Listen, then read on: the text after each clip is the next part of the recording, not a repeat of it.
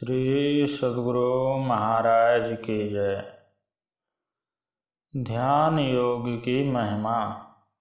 परम आराध्य देव संत सद्गुरु महर्षि में परमहंस जी महाराज की वाणी। सत्संग सुधा सागर। प्यारे लोगों, यदि शैल समम पापम विस्तीर्णम बहु योजनम भिद्यते ध्यान योगेन नान्यो भेदः कदाचन। बीजाक्षरम परम बिंदुम नादम तस्य परिस्थितम सशब्दम चाक्षरे छीने निःशब्दम परमम पदम। ध्यान बिंदु उपनिषद। संसार में लोग बराबर काम किया करते हैं। कामों को साधारणतः दो भागों में बांट सकते हैं, शुभ और अशुभ।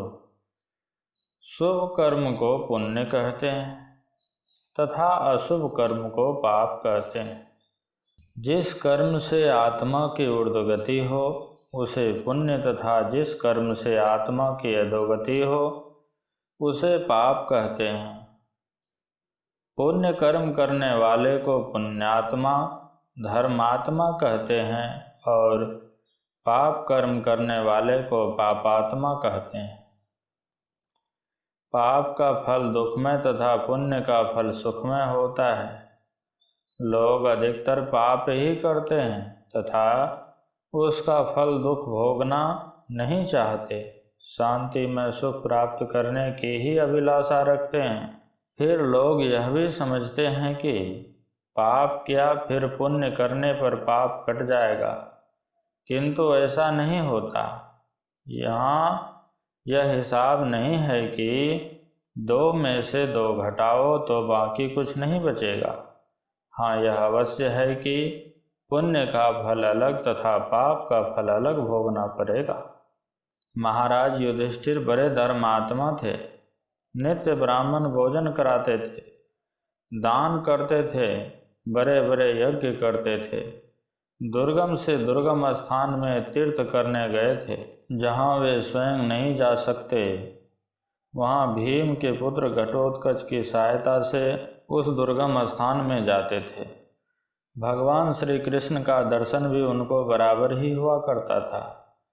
वे सदा सत्य बोलते थे, लेकिन केवल एक शब्द झूठ बोलने पर मिथ्या नरक देखना पड़ा तथा नरक का दुख भोगना पड़ा। जैसा कि महाभारत में लिखा है, तप, दान, पुण्य, तीर्थ, यज्ञ आदि कितना शुभ कर्म, पुण्य कर्म उन्होंने किया, किंतु इतने पुण्य करने पर भी एक झूठ बोलने के कर्म फल से नहीं बच सके। इससे जानना चाहिए कि पुण्य करने से पाप कर्म के फल से कोई बच नहीं सकता।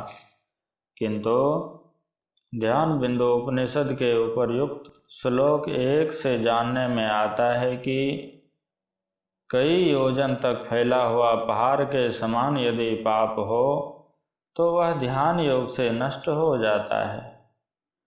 इसके समान पापों का नाश करने वाला कभी कुछ नहीं हुआ है।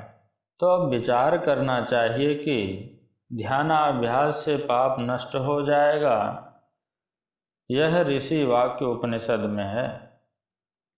इसलिए मान लें अथवा इसको तर्क बुद्धि से भी जानने की कोशिश करें तो तर्क बुद्धि से विचारने पर भी यही ज्ञात होता है कि ध्यानाभ्यास से अवश्य नष्ट होगा।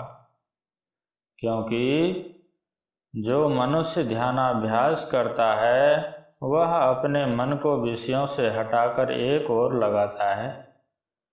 वह एक ओरता एक बिंदु है।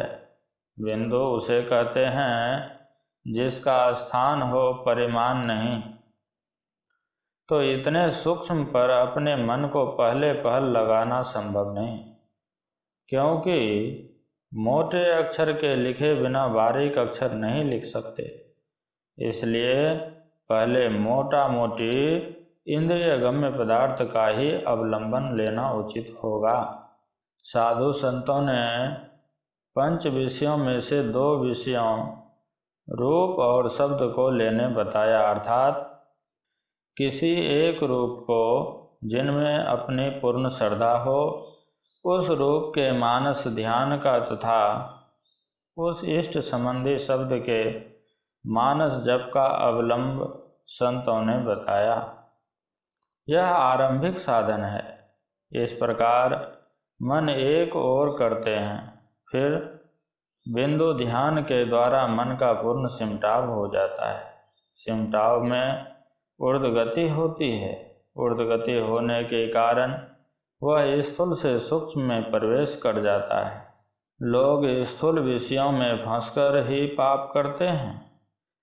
जो स्थूल से सूक्ष्म में प्रवेश कर जाए उससे पाप होना संभव नहीं, क्योंकि इस प्रकार सूक्ष्म ध्यान करते करते उसका मन स्थूल विषयों से हट जाता है। ऐसी अवस्था में उससे पाप हो सके असंभव है, अर्थात उससे पाप कर्म नहीं हो सकता है।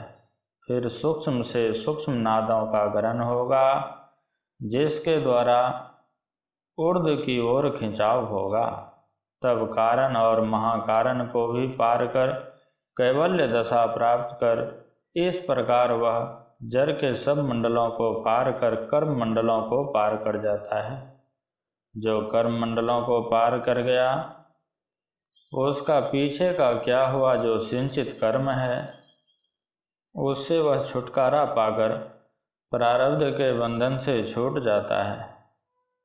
जो कर्म मंडल को पार कर गया है वह कर्म फल के घेरे में नहीं रह सकता। इस प्रकार ध्यानाभ्यास के द्वारा सब पापों से मुक्त हो जाता है और परम पद प्राप्त कर लेता है।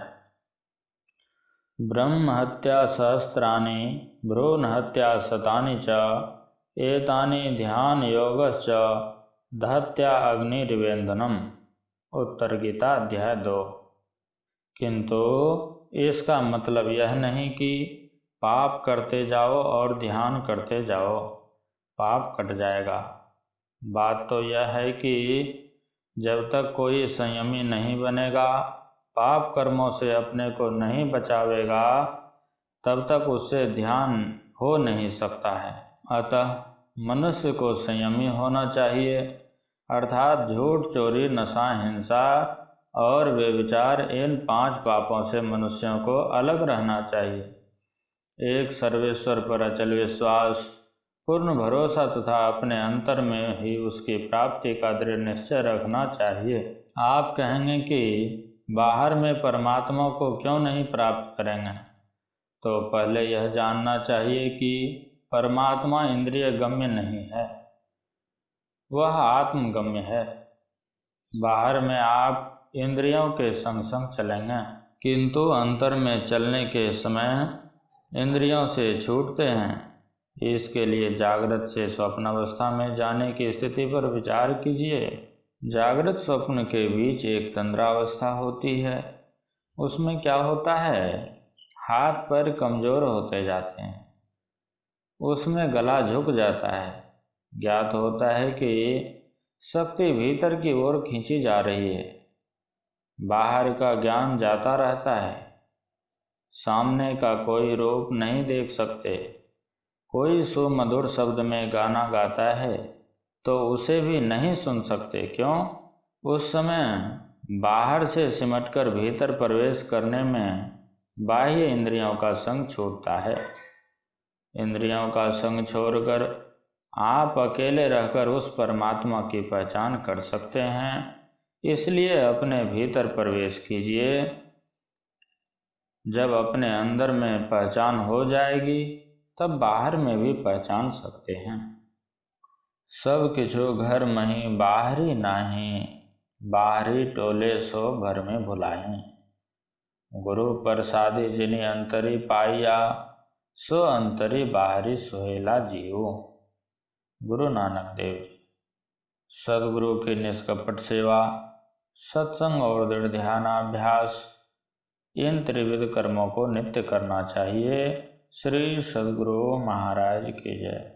यह प्रवचन बिहपुर जिला भागलपुर हाई स्कूल के प्रांगण में दिनांक 26/1/1951 ईस्वी के सत्संग में हुआ था। श्री सद्गुरु महाराज की जय।